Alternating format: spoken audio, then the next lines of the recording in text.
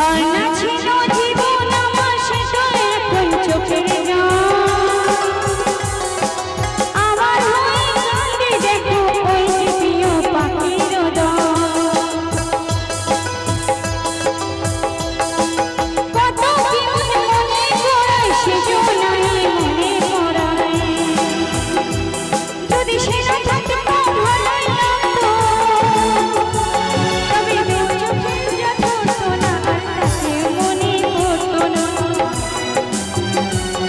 এই মনটা যদি না থাকতো আমার কিছুই মনে পড়তো না, আর তাকে মনে পড়তো না,